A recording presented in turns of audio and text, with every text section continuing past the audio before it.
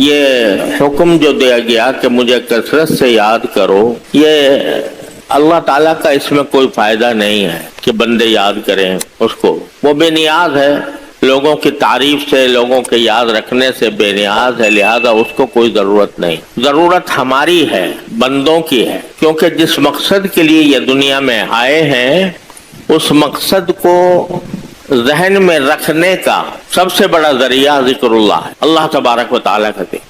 اگر کوئی غلطی، کوئی گمراہی، کوئی گناہ، کوئی جرم سرزد ہوتا ہے تو وہ اسی وجہ سے ہوتا ہے کہ بندے اپنے اللہ کو بھول جاتے، اس لیے ہمیں یہ حکم دیا گیا۔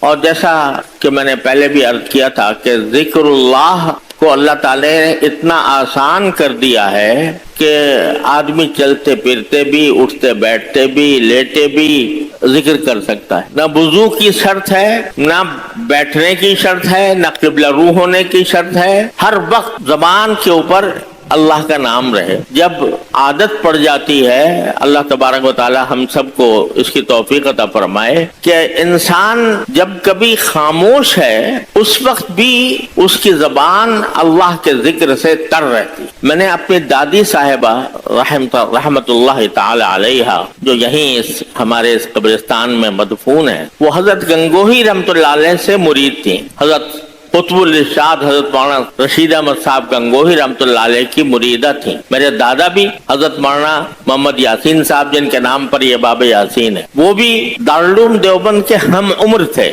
یعنی جس سال دارالعلوم دیوبند قائم ہوا اسی سال میرے دادا حضرت مولانا محمد یاسین صاحب رحمت اللہ علیہ کی ولادت ہوئی۔ اور حضرت حکیم الامت مولانا اشرف علی صاحب تھانوی رحمت اللہ علیہ کے ہم سبق تھے، یعنی ساتھ ہی پڑھا ہے اور ساتھ ہی فارغ ہوئے ہیں، اور دارالعلوم دیوبند میں ساری زندگی پڑھاتے رہے اور کئی پشتوں نے ان سے ان کی شاگردی کی۔ وہ حضرت گنگوہی رحمت اللہ علیہ کے مرید تھے، اور عادت یہ تھی کہ جب سارے ہفتے دارالعلوم میں پڑھاتے تھے دارالعلوم دیوبند میں، تو جب جمعرات آتی تھی، چھٹی کا دن آتا تھا، تو وہ پیدل دیوبند سے گنگوہ تک سفر کیا کرتے تھے اور رات حضرت گنگوہی رحمت اللہ علیہ کے ساتھ گزارتے تھے، اور اگلے دن جمعہ حضرت کے ساتھ پڑھ کر پھر پیدل واپس دیوبند آتے۔ تو وہ خود بھی حضرت گنگوہی رحمت اللہ علیہ کے مرید تھے، اور انہوں نے اپنی اہلیہ یعنی میری دادی صاحبہ کو بھی مرید کرایا ہوا تھا۔ تو ہم تو بچپن سے یہ دیکھتے تھے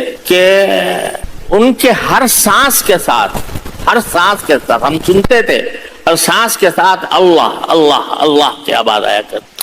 تو جب بندہ اللہ کے ذکر کا اس طرح عادی بن جاتا ہے تو اس کی ہر نقل و حرکت، اس کے ہر سانس میں اللہ تعالیٰ کی یاد سموئی ہوئی ہوتی، اور جتنا یہ ذکر بندہ زیادہ کرے گا اتنا ہی اللہ تبارک و تعالیٰ کا قرب حاصل ہوگا، اتنا ہی اس کے سامنے آخرت کا دھیان رہے گا، اور آخرت کا دھیان ہی وہ چیز ہے جو انسان کو گناہوں سے بچاتی ہے اور جو جرائم سے باز رکھتی ہے۔ تو اس لیے اللہ تبارک و تعالیٰ نے ہمیں یہ حکم دیا ہے، اور جیسا میں نے عرض کیا تھا کہ بہت سی قسمیں ہیں ذکر کی، جن میں سے ایک میں نے عرض کیا تھا تلاوت قرآن۔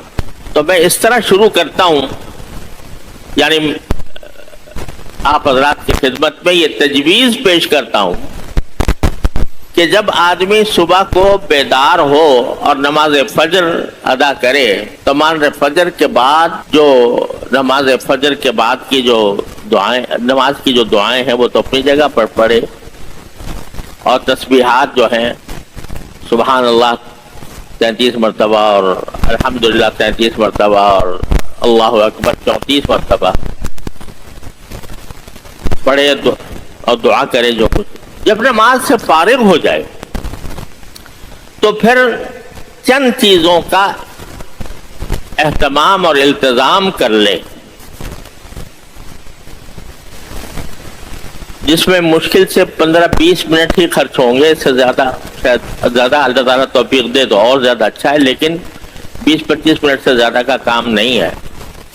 سب سے پہلے تو میں نے عرض کیا تھا کہ تلاوت قرآن کریم کی تلاوت یہ ہر بندہ اپنے ذمے لازم کر لے، کہ جب تک میں قرآن کریم کی کوئی تھوڑی بہت تلاوت نہیں کر لوں گا دنیا کے کسی کام میں نہیں لگوں گا۔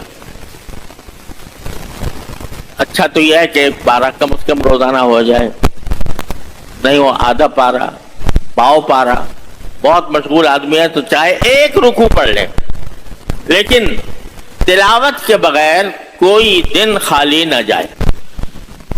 پچھلی مرتبہ میں عرض کر چکا ہوں تلاوت کے کیا فضائل ہیں اور اس کے اوپر کیا اجر و ثواب ہے اور اس کے کیا فوائد ہیں۔ دوسرے نمبر پر کچھ تھوڑا سا ذکر تلاوت کے علاوہ وہ یہ ہے کہ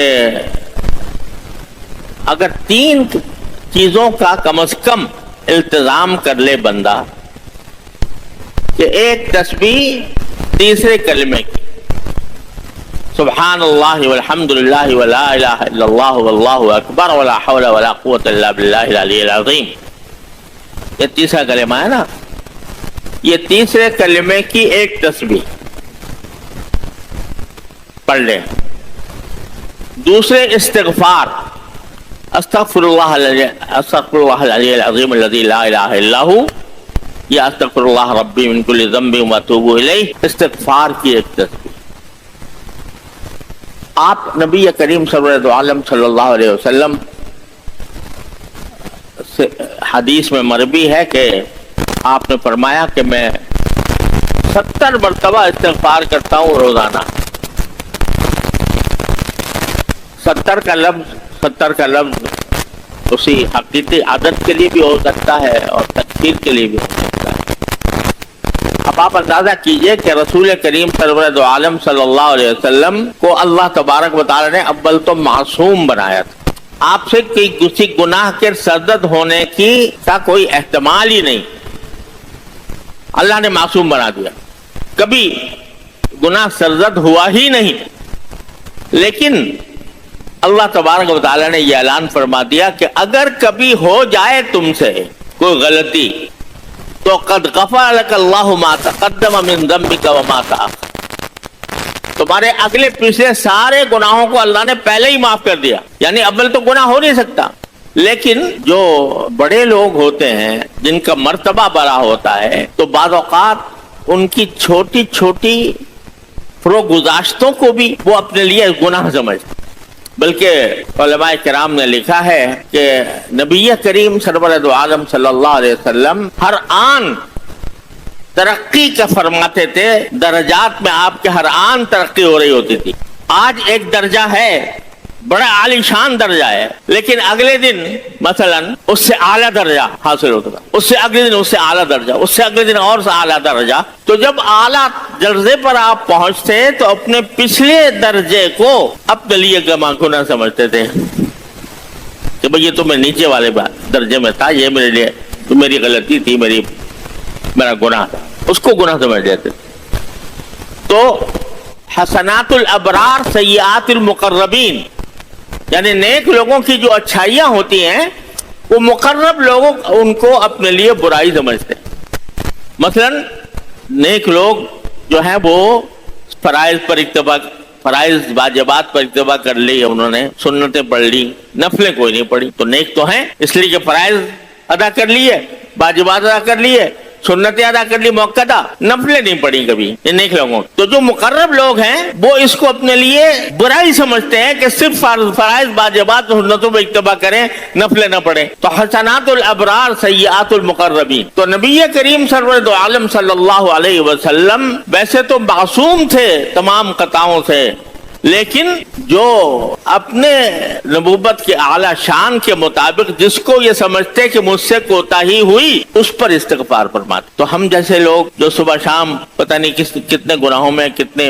آفتوں میں گرفتار رہتے ہیں، ہمارے لیے تو استغفار ایک لازمی چیز ہے۔ تو اس لیے کہتا ہوں کہ ایک تسبیح ہوئی تیسرے کلمے کی، سبحان اللہ والحمد للہ ولا الہ الا اللہ واللہ اکبر ولا حول ولا قوة الا باللہ العلی العظیم۔ ایک تسبیح ہوئی استغفار کی، استغفر اللہ अस्तगफिरुल्लाह अल-अज़ीम अल्लज़ी ला इलाहा इल्ला हु अस्तगफिरुल्लाह रब्बी मिन कुल्लि ज़ंबिन व अतूबु इलैह। दोनों में से कोई एक कर ले या दोनों कर ले, एक तस्बीह। और एक तस्बीह दुरूद शरीफ, अल्लाहुम्मा सल्लि अला सय्यिदिना मुहम्मद व अला आलि सय्यिदिना मुहम्मद कमा सल्लैता अला इब्राहीम व अला आलि इब्राहीम इन्नका हमीदुम मजीद। सबसे अफजल दुरूद ये है जो हम तहियात में पढ़ते हैं। यूं तो दुरूद के बहुत से सीगे हैं और उलमाए किराम ने दुरूद शरीफ की सीगे यानी दुरूद शरीफ के मुख्तलिफ कलिमात जमा किए हैं अपनी किताबों में, लेकिन इस पर इत्तेफाक है कि सारे सीगों में सबसे अफजल सीगा दुरूद शरीफ का वो है जो हम नमाज में अत्तहियात में पढ़ते हैं। तो ये दुरूद शरीफ, ये 3 तस्बीहें हो, इनका एहतमाम कर लें। और चौथी बात ये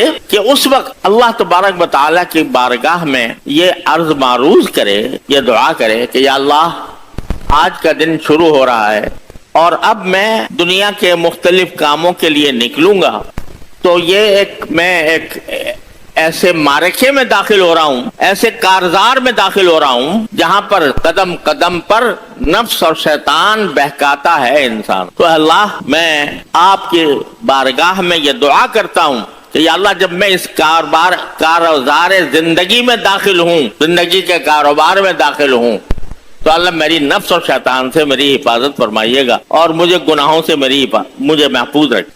अपनी तरफ से ये नियत कर लो कि जो काम करूंगा अल्लाह मैं आपकी रजा के लिए करूंगा। इन्ना सलाती व नुसुकी व महयाया व ममाती लिल्लाहि रब्बिल आलमीन। अल्लाह मेरी नमाज भी आपके लिए, मेरी कुर्बानी भी आपके लिए, मेरी इबादत भी आपके लिए, मेरा मरना और जीना भी आपके लिए। ये नियत कर लो और ये समझो कि भाई अब रोजी कमाने जाऊंगा तो वो भी अल्लाह के हुक्म की वजह से जाऊंगा, नबी करीम सरवर आलम सल्लल्लाहु अलैहि वसल्लम की सुन्नत के इत्तिबा में जाऊंगा। अपने घर वालों से मिलूंगा तो वो भी आपकी सुन्नत की इत्तिबा में मिलूंगा। अगर बाजार में किसी से मुलाकात होगी, दोस्त अहबाब के साथ उठना बैठना होगा, तो वो भी अल्लाह की रजा के लिए होगा। तो ये दुआ कर लो और ये नियत इखलास की पैदा कर रहे हैं। सुबह के वक्त में ये चंद मिनट का काम, मुश्किल से आधे घंटे का काम, कुछ ज्यादा लंबा चौड़ा मुश्किल भी नहीं है, इसका एहतमाम करें।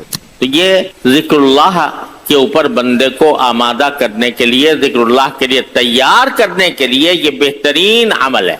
तिलावत कुरान करीम, 3 तस्बीहात, अल्लाह ताला से दुआ और अल्लाह ताला से इखलास की भी दुआ और अपने अमल की दुरुस्ती के लिए भी दुआ। उसके बाद आप निकल गए कारोबार जिंदगी। ठीक है, जो अल्लाह ताला ने हलाल किया है वो सब आपके लिए हलाल है। तिजारत हो तो तिजारत हलाल है, मुलाजमत हो तो मुलाजमत हलाल है, काश्तकारी हो तो काश्तकारी हलाल है। जितने भी रोजी कमाने के जरिए हैं वो सब अल्लाह ताला ने हलाल किए। बस इतना हो कि पहली बात ये कि चलते फिरते उठते बैठते जबान पर कोई न कोई जिक्र रहे। यानी वो तो कर लिया अपनी जगह मामूल पूरा, लेकिन मामूल के पूरा करने के बाद भी चलते फिरते उठते बैठते जबान पर कोई जिक्र हो। सुभान अल्लाह, अल्हम्दुलिल्लाह, ला इलाहा इल्लल्लाह, अल्लाहु अकबर, इन कलिमात में से या दुरूद शरीफ, बस जो भी जबान पर आ जाए वो जबान उससे तर रहे, चलते फिरते उठते बैठते। देखो इसी को कुरान करीम ने उलुल अलबाब कहा है, यानी वो लोग हैं जो सही माने में अकल रखते। सही माने कौन अकल रखते हैं? अकल भी, यह अलबाब का लफ्ज इस्तेमाल किया कुरान करीम ने, जो जमा है लुब की। लुब कहते हैं मगज को। जैसे बादाम के अंदर जो असल मगज होता है वो है असल मकसूद, छिलका मकसूद नहीं होता, तो वो मगज मकसूद होता है। अकल की भी एक जाहिर है और एक उसका मगज है अंदर, लुब। वो अकल, गहरी अकल यानी अकल का इंतहाई दर्जा, उसको लुब कहा जाता है। तो कुरान कहता है इन्ना फी खल्क़िस समावाति वल अर्ज़ि वख्तिलाफ़िल लैली वन नहारि लआयातिन लिउलिल अलबाब, के इस आसमानों और जमीन की पैदाइश में और दिन के आने जाने में उसमें बड़ी निशानियां हैं उन लोगों के लिए जो खालिस, दकीक और अमीक अक्ल रखने वाले हैं, गहरी अक्ल रखने वाले। वो गहरी अक्ल रखने वाले कौन है? अल्लज़ीना यज़्कुरूनल्लाह क़ियामन व क़ुऊदन व अला जुनूबिहिम। जो गहरी अक्ल रखने वालों की तारीफ कर दी कि गहरी अक्ल वाले वो होते हैं जो अल्लाह का जिक्र करते हैं, खड़े भी, बैठे भी, लेटे भी। क़ियामन व क़ुऊदन व अला जुनूबिहिम, ये तरगीब इसकी दी जा रही है कि खुदा के बंदो, तुम्हारी सांसें तो चल रही हैं اور تم کسی نہ کسی کام میں مشغول رہتے ہو، ہم نے کوئی ممانعت نہیں کی، لیکن زبان جو ہے تمہاری اگر وہ خالی پڑی ہے، کام تو کوئی خاص کر رہے ہو، تم کتاب پڑھ رہے ہو یا مثلا کوئی مزدوری کا کام کر رہے ہو، مثلا کوئی کام محنت کا کر رہے ہو، ملازمت میں کوئی ڈیوٹی لگ گئی ہے وہ کر رہے ہو، خیر ٹھیک ہے، تمہارا سارا جسم اس کام کے اندر مشغول ہے، ہونے دو، جائز ہے تمہارے لیے، لیکن زبان تو خالی پڑی ہے نا، وہ تو ایسی حالت میں بالکل خالی پڑی ہے، اس کو کیوں خالی پڑا رہنے دیتے ہو؟ اس کے ذریعے اپنے واسطے نیکیوں کا ڈھیر لگاؤ، نیکیوں کا ذخیرہ کرو۔ سبحان اللہ ایک کلمہ حدیث میں آتا ہے میزان عمل کو بھر دیتا ہے، تو اس کلمے کی زبان سے ادا کرتے رہو، کیا تکلیف ہے؟ کوئی مشقت نہیں، کوئی خرچہ نہیں، وقت کا بھی خرچہ نہیں، کیونکہ اپنے کام میں لگے ہو۔ دل بیار دست بکار و دل بیار، کہ ہاتھ تو کام میں لگے ہوئے ہیں اور دل اپنے محبوب کے یاد میں مصروف ہے، تو زبان کو کیوں خالی چھوڑتے ہو؟ زبان کو اللہ کے ذکر سے تر رکھو، چلتے پھرتے اٹھتے بیٹھتے، قیامم وقعودم علی جنوبہم، ایک جگہ نہیں، قرآن نے کئی جگہ یہ کہا ہے، اور ایک جگہ فرمایا فاذکروا اللہ قیاما وقعودا وعلی جنوبکم، کہ اللہ کا ذکر کو کھڑے بھی، بیٹھے بھی اور لیٹے ہوئے بھی۔ زبان کو خالی مت چھوڑو، کیونکہ اگر زبان کو تم نے خالی چھوڑ دیا تو یہ مقولہ مشہور ہے کہ خانہ خالیرہ دیو میں گیرت، جو مکان خالی ہوتا ہے اس پر دیو قبضہ جما لیتا ہے، اس پر جن آ کے قبضہ جما لیتے ہیں خالی مکان پہ۔ لوگ ڈرتے ہیں، جو مکان خالی کافی دنوں سے خالی پڑا ہو تو لوگ اس سے اس واسطے ڈرتے ہیں کہ اس میں تو جنات کا غلبہ ہو گیا ہوگا، جنات کا تسلط ہو گیا ہوگا، اس واسطے کہ خالی پڑا ہے اتنے دن سے۔ تو جو گھر خالی ہوتا ہے اس پر جنات قبضہ جما لیتے ہیں، تو اگر یہ زبان کو خالی رکھو گے تو اس پر شیطان کے جنات قبضہ کر کے اس زبان کو غلط کام میں استعمال کریں گے، کبھی جھوٹ بلوائیں گے، کبھی غیبت کروائیں گے، کبھی بہتان ترازی کروائیں گے، کبھی تمہیں کسی اور آفت میں مبتلا کرے گی یہ زبان۔ تو اس کا رخ موڑ دو اللہ کے ذکر کی طرف، اللہ کے ذکر کی طرف۔ حدیث میں رسول کریم سرورت عالم صلی اللہ علیہ وسلم سے ایک صحابی نے پوچھا کہ رسول اللہ سب سے افضل عمل کون سا ہے؟ آپ نے مختلف اعمال کے بارے میں فرمایا ہے، تو آپ نے جواب میں فرمایا کہ یکون لسانک رطبا بذکر اللہ، افضل عمل یہ ہے کہ تمہاری زبان اللہ کے ذکر سے تر رہے، ہر وقت زبان کے اوپر کوئی نہ کوئی ذکر رہے۔ اور اصل بات تو یہ ہے کہ ذکر زبان سے بھی ہو اور دل سے بھی ہو، یعنی دل بھی اس کی طرف متوجہ ہو۔ لیکن اگر مصروفیت کی وجہ سے، افکار کی وجہ سے، مشغولیات کی وجہ سے آدمی کا دل اپنے کچھ کام میں لگا ہوا ہے، وہ کام کی طرف متوجہ ہے اور صرف زبان ہی ذکر کر رہی ہے، تو اس کو بھی بیکار نہ سمجھو، یہ بھی بڑی کرامت اور بڑی برکت کی چیز ہے، بڑی فضیلت کی چیز ہے کہ کم از کم تمہاری جسم کا ایک عضو اللہ تعالیٰ کی یاد میں مصروف ہے، اللہ تعالیٰ کا ذکر کر رہا ہے۔ تو یہ ترتیب جو میں نے عرض کی، اللہ تعالیٰ ہم سب کو عمل کی توفیق عطا فرمائے۔ صبح فجر کے بعد سب سے پہلے تلاوت، کم از کم 3 تسبیحات اور دعا اس بات کی کہ جو میرا دن شروع ہوا ہے اس کے اندر مجھ سے کوئی گناہ سرزد نہ ہو، سب کام میں آپ کی رضا کے مطابق کروں، اور پھر چلتے پھرتے ذکر اللہ جس حالت میں بھی ہو، زبان کو زیادہ تر رکھا جائے اللہ تعالیٰ کے ذکر سے۔ تو یہ کام کر لیا تو انشاءاللہ ثم انشاءاللہ ہم اس حکم میں داخل ہو جائیں گے، یا ایھا الذین آمنوا اذکروا اللہ ذکرا کثیرا، کہ ایمان والو اللہ کا کثرت سے ذکر کیا کرو، وسبحوہ بکرۃ واصیلا، اور اس کی تسبیح کیا کرو صبح اور شام۔ اللہ تبارک و تعالیٰ اپنے فضل و کرم سے، اپنے رحمت سے ہم سب کو اس کی توفیق عطا فرمائے، اور ہمیں اللہ تعالیٰ غفلت سے نکال کر اپنی یاد کی طرف متوجہ فرما دے۔